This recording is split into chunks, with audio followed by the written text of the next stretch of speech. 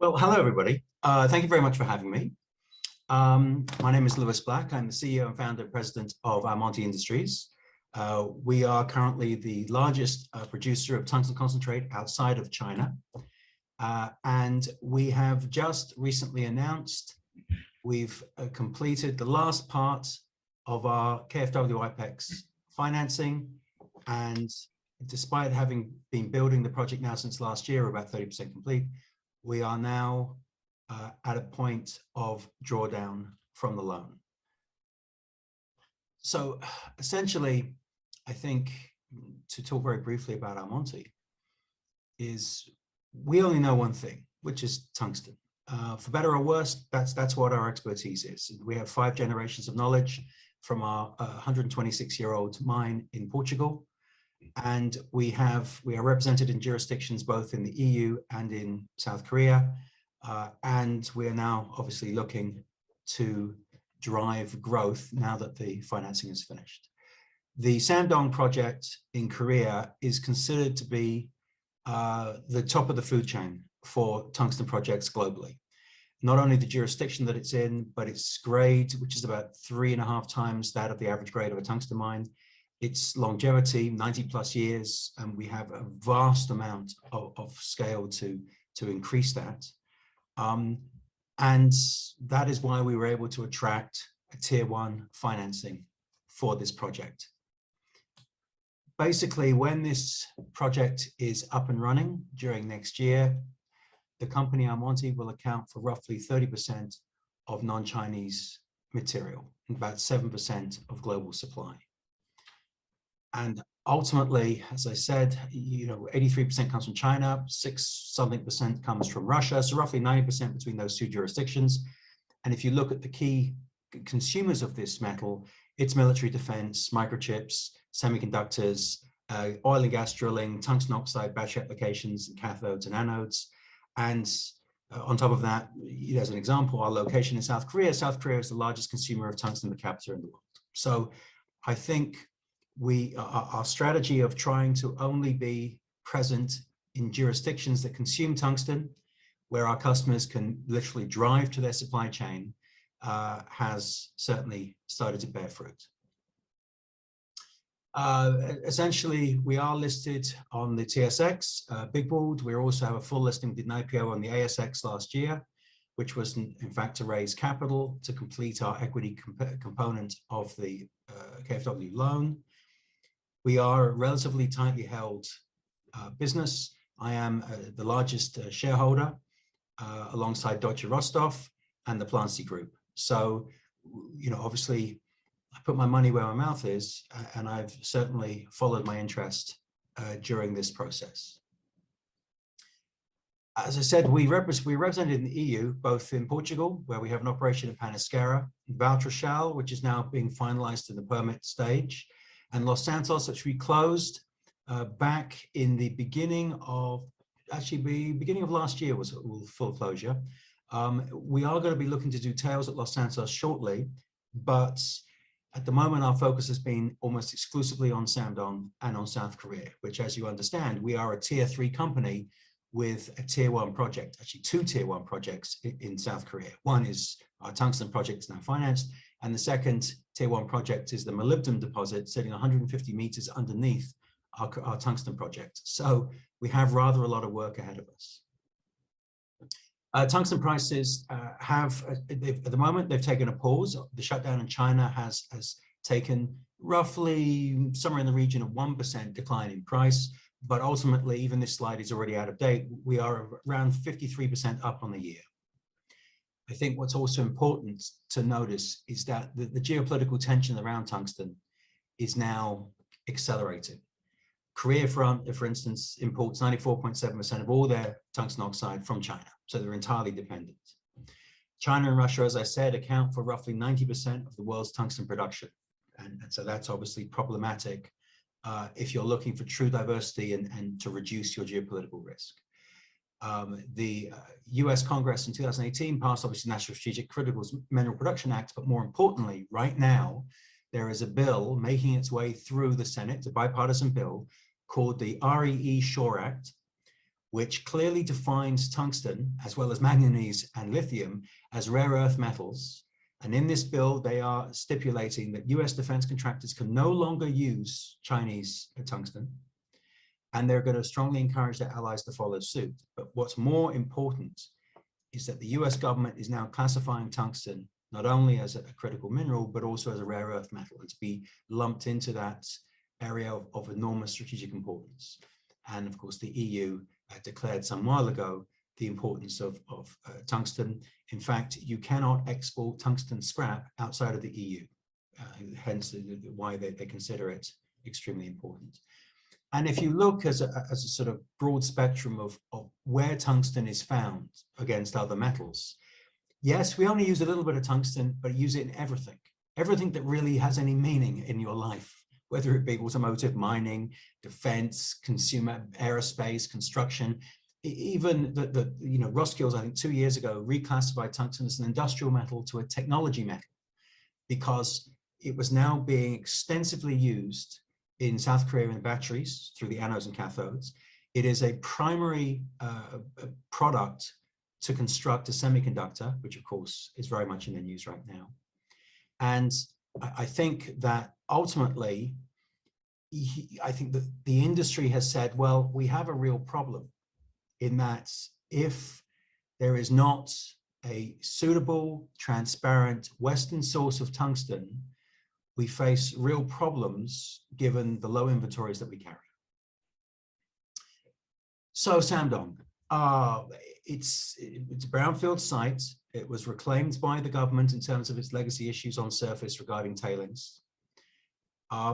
It is a project that has taken us 4 years to redesign, to bring it out of the early 20th century when it was first built into the 21st century, so it complies at every level the highest standard of ESG in the world. And this was one of the conditions that KfW IPEX Bank demanded of us. What's interesting is that KfW have been pushing projects that they support, both in mining, but more importantly in all facets of industry, to comply with ESG some years before anyone else did it. So they were very much ahead of the curve. And that put us in a good stead to really approach what has become very relevant now. And so therefore, I'm happy we got to the end. It was not easy. And I think in many ways, both KfW and their independent engineer Hatch viewed this, that we were a tier 3 company. We are a tier 3 company. We had this tier 1 project. Could we basically rise to the occasion?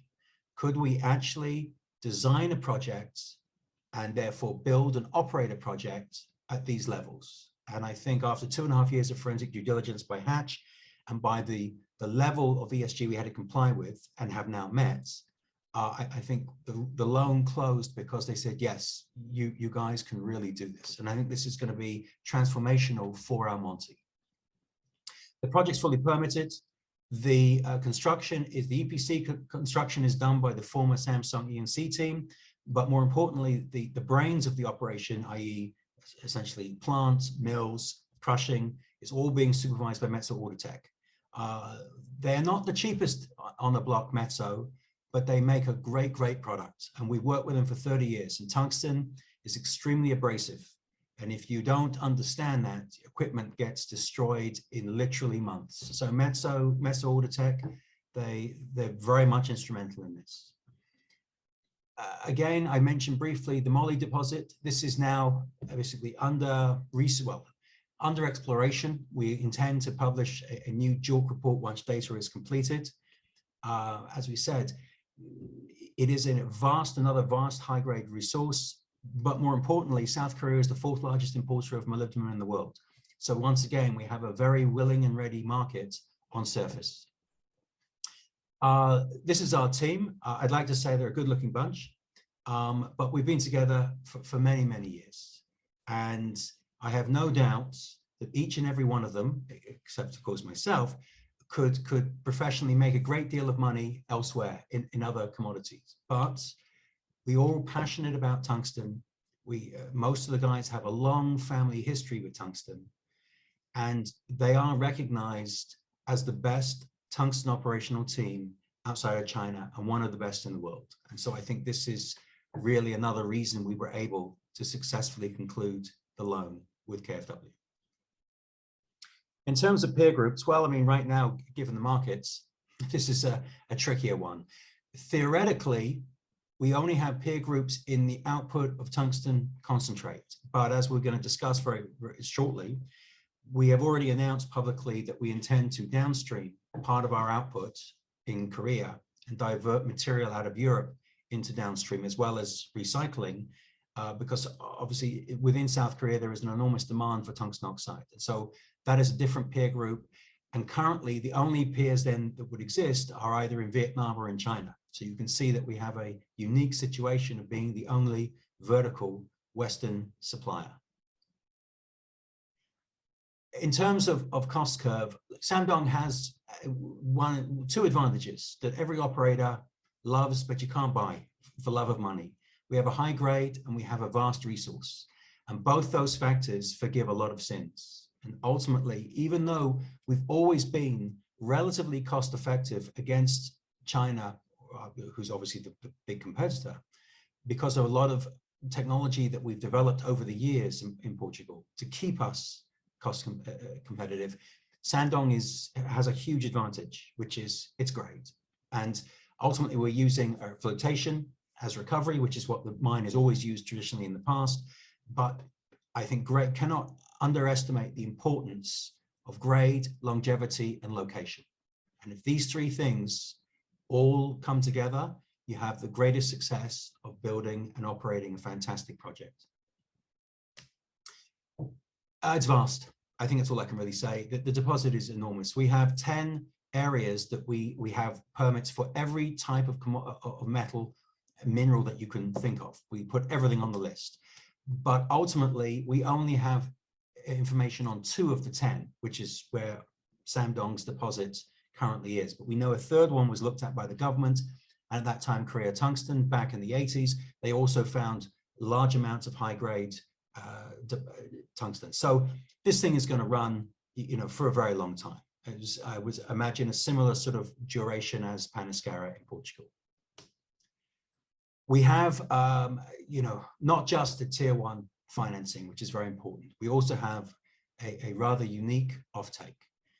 The offtake ultimately has a floor price which locks in both interest, principal, and a margin of some 10 to 12 million US a year of free cash flow and no cap on the upside. I think this is very important for us.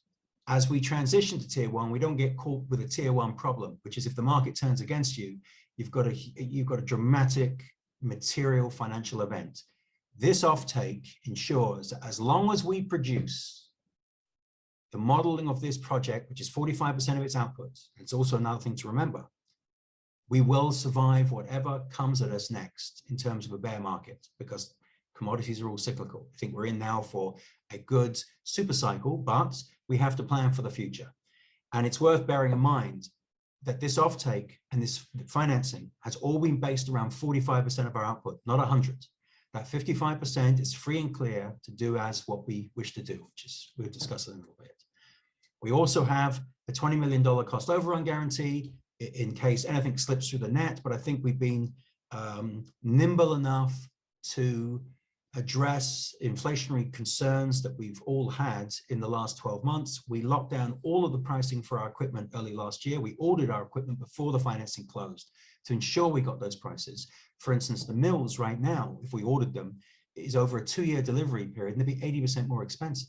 Our mills are ready to go, ready to be shipped. So this was very important. And we recently announced we're running at around 4.7% over budget, but we have a 15% contingency outside of this cost overrun guarantee. So I think, as I said, sometimes being a smaller company allows you to be more nimble in approaching, impending problems like inflation. The loan itself is it's essentially a 6.25 year installment with a 2-year grace period, so 8.25 years. It's 3-month LIBOR stroke SOFR when that's replaced, plus 2.5%. And I think the consensus generally is that KfW is a fantastic lender. They're tough. It's not easy. It's not for the faint-hearted, the process, but They have 100% track record of no bankruptcies and no defaults. They had no intention of starting with us. They made sure that we measured up to every one of their expectations before they signed on the dotted line. So it was a great day, I think, for my team to meet that standard. And of course, it's supported by an OAKB ECA covered guarantee. Again, when you have now two governments involved, scrutiny is at extraordinary levels. Construction has begun. Portals are in, underground development's about 6 months ahead of schedule. The good news is that our block models, which are all done through DataMine, through our qualified person, and we've worked with this gentleman for many years. We like to err on the side of caution on our block models. With what we've been doing underground in the last 18 months, we've established that we are anywhere between 25 to 40% more conservative than we had expected. We're seeing higher grades, more tonnage, and one of the issues as an operator that we are finding is you like to put your adits and access ramps and portals into barren areas. We just don't have any. With portals, we have mineralization within 2 meters at the beginning of the portal. So we have to choose, strange enough, we call it low grade, but that low grade is a higher grade than we have in Portugal. So it's a good problem, but it certainly confirms to us this is a very unique deposit. As we said, the mineralization is within meters of the portals. It's quite extraordinary. It's, you know, as an old tungsten dog that I am, it's really, there's nothing else I've seen, and we pretty much know every project on the planet. We have a file on everything. Nothing else is quite like this. So the scheduling is, the drawdown is imminent now. Basically, we've announced the last piece was done, and we are looking that during essentially the end of Q2 next year, we'll begin the project completion and commissioning stage. We are about 2 months behind schedule due to shipping issues, getting stuff from Europe to South Korea, but ultimately we're in and around the ballpark. Most importantly though, I'm focusing on budget, because right now with what's going on, we've got to be very careful that we control the costs, because we don't want to be in a situation where this budget gets blown out because of what's going on in the world. And I believe that we've done basically enough work to be able to give us the best fighting chance to see that happen. At Panasqueira, you know, as an older mine, we've got 20+ years still to go. We've just completed a new tailings dam. It's in the money, but the prices are good enough now. It's making money.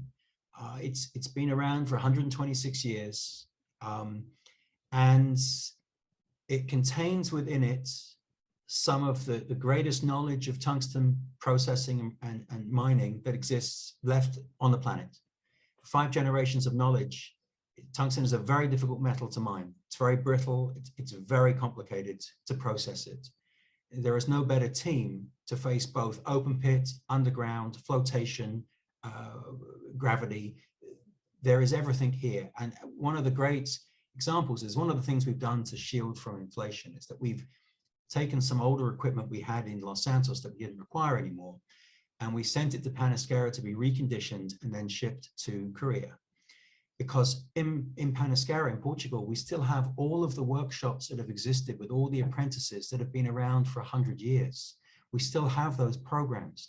We still train carpenters and boiler makers, because ultimately that's how it's always been done there. And it's really served us well and continues to serve us well to have that type of expertise to enable us to, say, for instance, take old dryers that we have in Spain, rebuild them, recondition them like new, and ship them to Korea at a fraction of the price of buying new ones in order to counter the inflation. Well, as a company, as you see, our focus is tungsten. We have a significant amount of tonnage under our belt. One of the areas now that the financing is completed, we can now look at our growth. And I think that's very important. This chart shows just the effect of Samdong coming online without any downstream. So this is just essentially increasing our output from the 640,000 tons that we are currently modeled at with the offtake, increasing to the design capacity of 1.2 million tons. And this is something we were going to wait for maybe 24 months after project completion before beginning, but now we've essentially, with the Korean government's help and suggestion, we're actually going to move that forward so we can increase our outputs right from the beginning. This mine is unique. The financing is done. It's a critical metal. We don't know anything else but tungsten, and we're under construction right now. And we're building this mine. If we had to build this mine from scratch, from Samdong, would cost you somewhere in the region of probably $700 to $800 million. And we're going to be out the gate just over 100. And the bank and Hatch feels that it's a very achievable number, given the work that's been done in the last 5 years. So I think also what's important is to briefly speak about downstream. In Korea, the product that's used is tungsten oxide. It's a relatively simple process to convert concentrate to oxide. It's essentially a chemical plant. And so we've also announced KfW have agreed to look at supporting us in the debt financing of that plant. We are bringing forward those ideas to now work with Hanai, which is the largest recycling company in South Korea, and the government at Korea. Recycling is an important facet of tungsten, given that currently all spent tungsten hard metal tools in South Korea are exported to Taiwan and then to China. And there is no collection business. So we will undertake to look at 25% of our output from our from our tungsten oxide plant as recycled. It's also important to note that the last 4 years, our growth has stagnated because of the attention we've had to give to this project financing. This has been an enormous undertaking for a company such as ours to achieve a tier 1 finance. That is now done. So now I can return to M&A work, to growth. We have one territory that is not represented in our portfolio.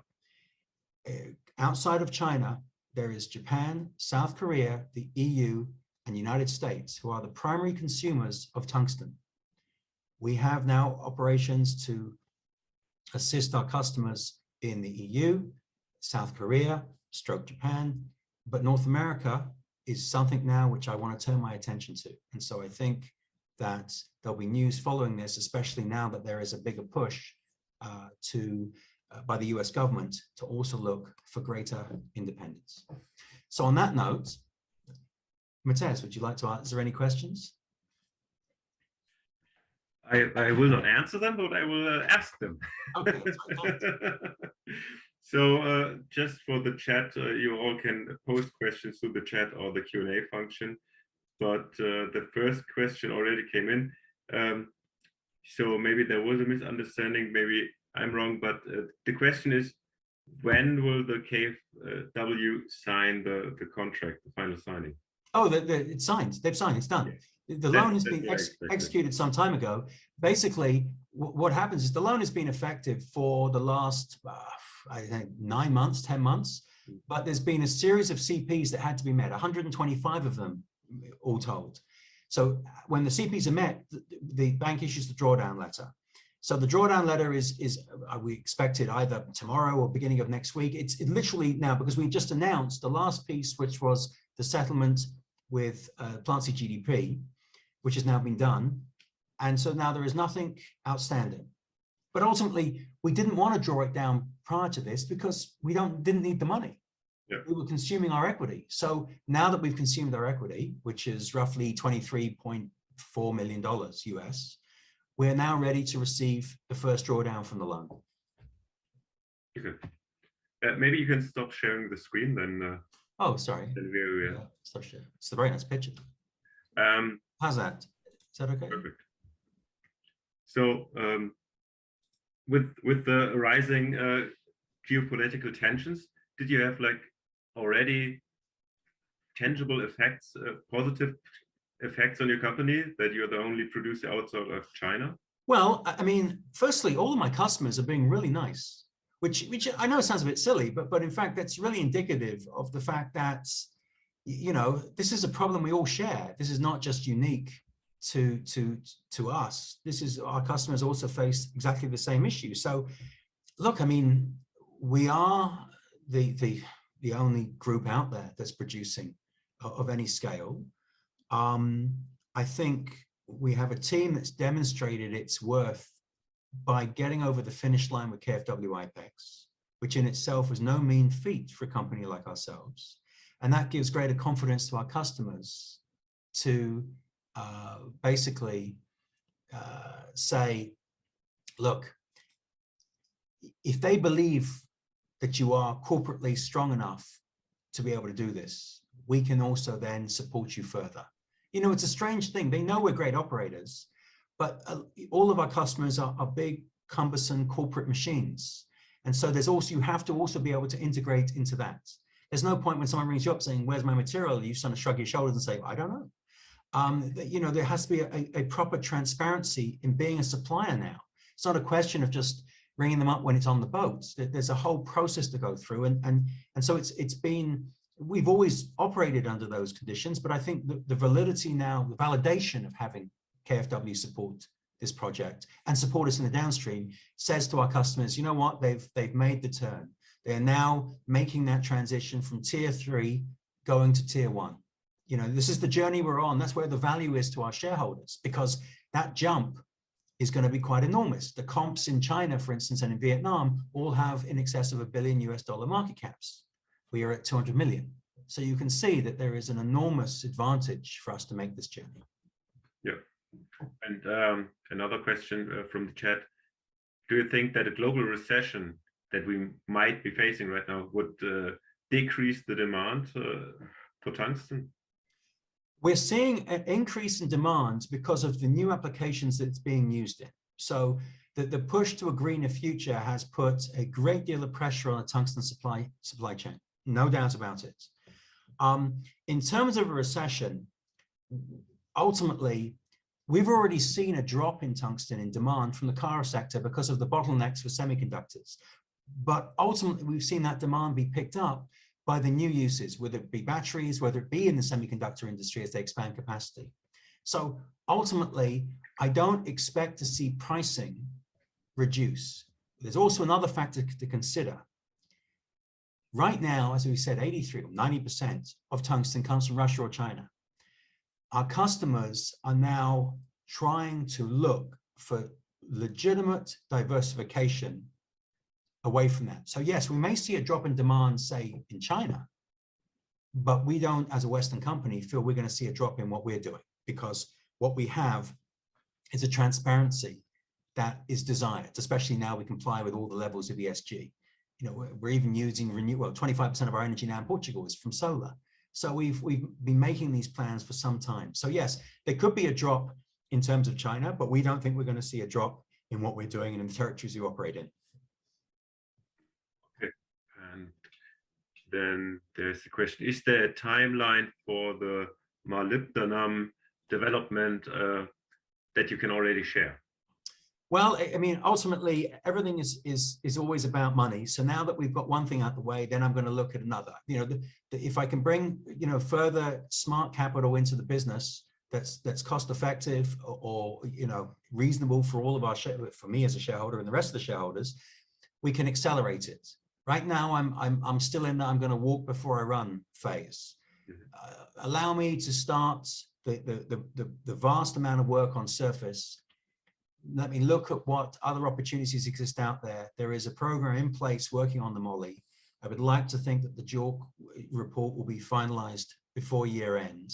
But more importantly, I'm looking what support I can gain for it internally, given that it's a product that is consumed in quite enormous volume in country in South Korea. And do you view the issue with the rising energy costs, could that affect your profitability? In Portugal, well, in Portugal, we were very fortunate. We decided to actually try and address this last year. And so we made an arrangement on a 2-year fixed price with the government.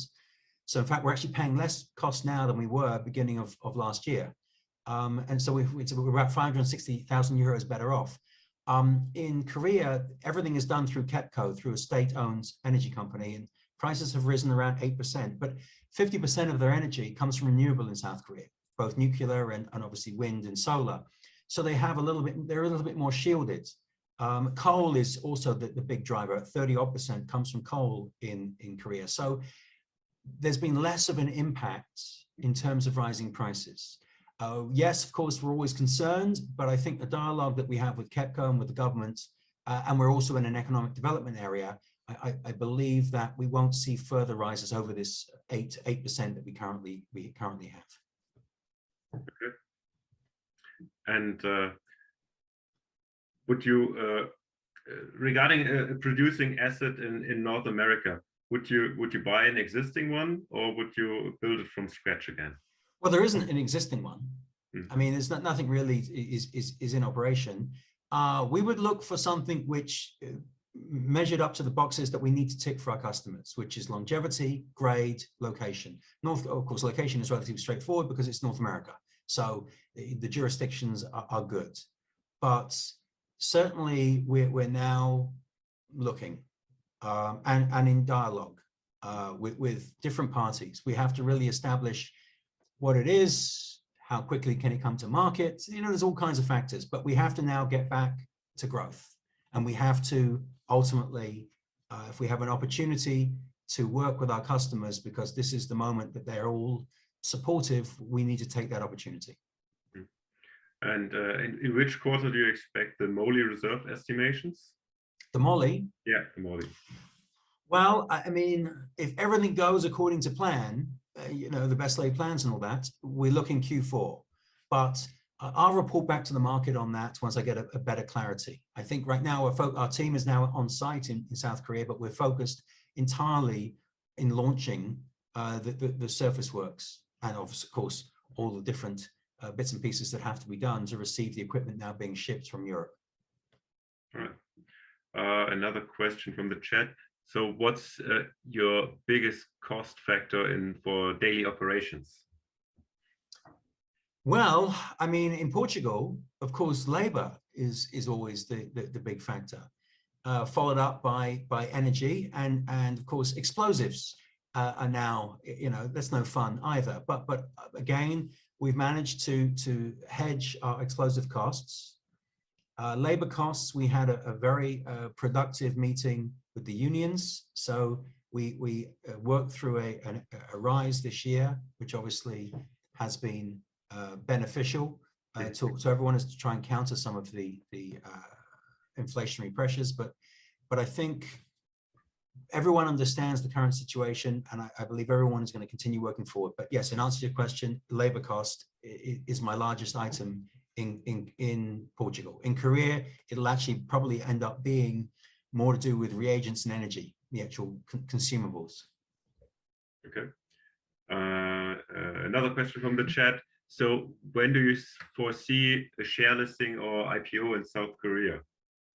Well, I mean, I think once we start the process of the build and we lay down a firm plan for the downstream and where that downstream material is going to end up in country, obviously some of these are some of the biggest names on the planet, that will be the time to then engage the bankers to start the paper process for the listing. But we're probably, I would say, from start to finish, 24 months out, realistically.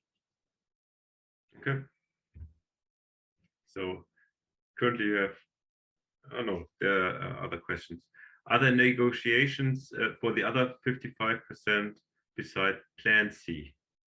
Yes, the output, the other 55%, yes. I mean, right now we could sell 300%. Such as the demand that we're seeing. But yes, we're already in discussion with the downstream for that 55%. But again, things will happen, you know, relatively quickly now.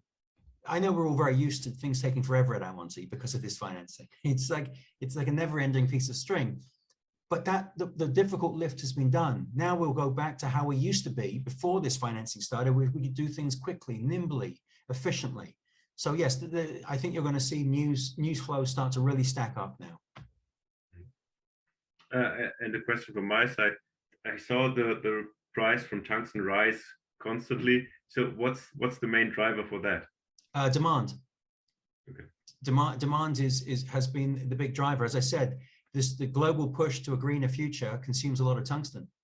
Okay. And when they switch on the ITER fusion reactor, I believe next year in France, if the damn thing works, tungsten will become, I think, one of the probably the most coveted metal on the planet, because you can't build a fusion reactor without tungsten. And a fusion reactor is the ultimate replacement for renewable energy. It's the ultimate. There's nothing, you know, it's the holy grail. It's the same way that they looked at nuclear back in the 20s. If this reactor works, you can now produce energy completely cleanly. And so I think yes, we're in for a good, you know, green future is being very kind to tungsten. And since you're so ESG compliant and producing in South Korea, I would imagine that your tungsten might be a bit more expensive than the Chinese competition. Is that true, or is that a problem for your customers, or? No, I don't. It's all market. It's market priced. I mean, we all operate from the same market pricing. You know, I mean, China, you know, Europe, we all price off the same indices. Okay. So no, I don't think, as we should. There shouldn't be a bonus because you know, a customer chooses to buy from you because you tick a lot of boxes. You know, you're transparent, you're in a safe jurisdiction, you comply to ESG, you have a track record of you always deliver on time, on spec. But it shouldn't be that you know you get more money for that. That's your job. Your job is to tick the boxes. That's a free market. Okay.